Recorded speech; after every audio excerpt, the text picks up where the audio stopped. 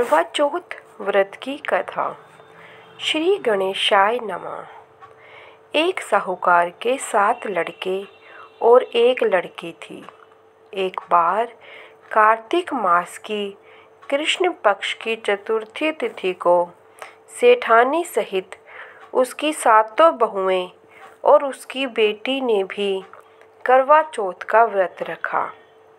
रात्रि के समय जब साहूकार के सभी लड़के भोजन करने बैठे तो उन्होंने अपनी बहन से भी भोजन कर लेने को कहा। इस पर बहन ने कहा, भाई अभी चांद नहीं निकला है। चांद के निकलने पर उसे अर्घ्य देकर ही मैं आज भोजन करूंगी। साहूकार के बेटे अपनी बहन से बहुत प्रेम करते थे। उन्हें अपनी बहन का भूख से व्याकुल चेहरा देख बेहद दुख हुआ। साहूकार के बेटे नगर के बाहर चले गए और वहां एक पेड़ पर चढ़कर अग्नि जला दी। घर वापस आकर उन्होंने अपनी बहन से कहा, देखो बहन, चांद निकल आया है। अब तुम उन्हें अर्घ्य देकर भोजन ग्रहण करो। साहूकार की बेटी ने अपनी भाभियों से कहा, देखो चांद निकल आया है, तुम लोग भी अर्घ्य देकर भोजन कर लो।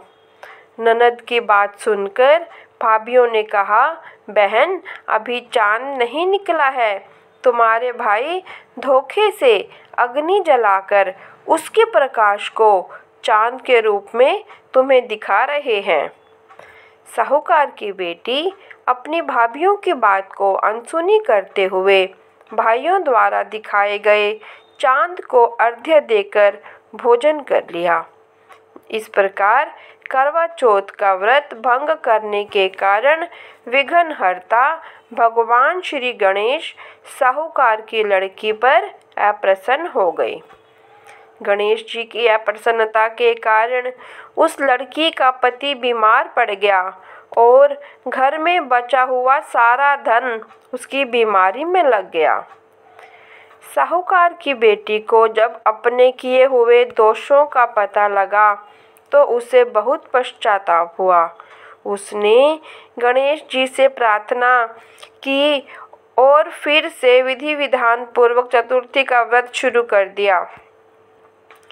उसने उपस्थित सभी लोगों का श्रद्धानुसार आदर किया और उसके उपरांत उसने आशीर्वाद ग्रहण किया। इस प्रकार उस लड़की के श्रद्धा भक्ति को देखकर एक दंत भगवान गणेश जी उस पर प्रसन्न हो गए और उसके पति को जीवन दान प्रदान किया।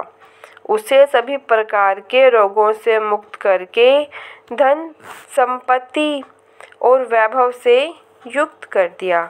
जय करवा चौथ माता।